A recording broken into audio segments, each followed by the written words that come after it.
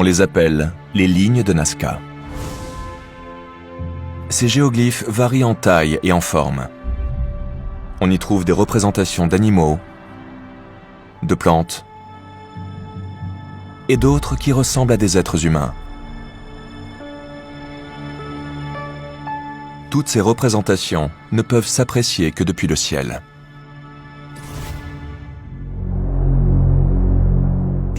Le seul moyen de les contempler et d'en apprécier l'étendue, c'est en les survolant. Pour moi, et ce que je vais vous dire est logique, il est très clair qu'elles n'ont pas été conçues pour être vues depuis le sol,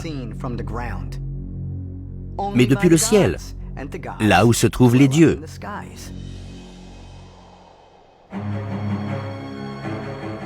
Pour certains partisans de la théorie des anciens astronautes, une structure encore plus fascinante se trouve à 160 km au nord, dans la plaine de Cajamarquilla. Des milliers de trous, de différentes dimensions et profondeurs, ont été creusés le long d'une chaîne de montagnes et s'étendent du nord au sud sur 4 km.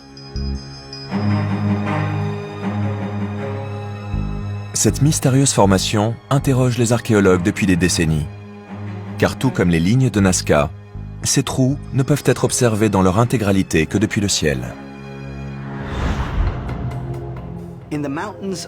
Dans les montagnes du Pérou se trouve donc la ligne de trous de Cajamarquilla. C'est dans ce genre d'endroit que la théorie des anciens astronautes prend tout son sens. Parce que quelle personne sensée creuserait tous ces trous? Et pourquoi faire surtout? Alors que les trous de Cajamarquilla ne trouvent toujours pas d'explication logique, certains partisans de la théorie des anciens astronautes pensent qu'ils renferment un type de message. Et le même message se trouverait à plus de 10 000 km de distance.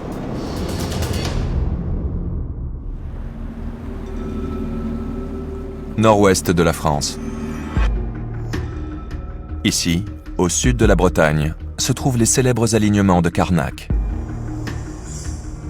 Une structure constituée de 3000 pierres mégalithiques qui se répand sur plus de 4 km à travers la campagne bretonne. Les mégalithes de Carnac sont impressionnants. Certaines pierres font plus de 4 mètres de haut. Et il y a des alignements de pierres tout le long de la colline. On n'a toujours pas compris à quoi elles servaient.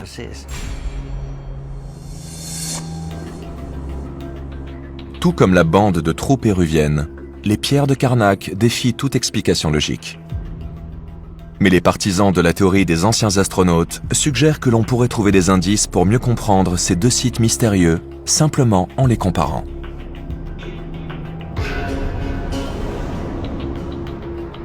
Les trous péruviens s'étendent sur environ 4 km, tout comme l'alignement de Carnac. La largeur de la bande de trous est de 8 trous, certaines parties en ayant parfois 1 ou 2 de moins.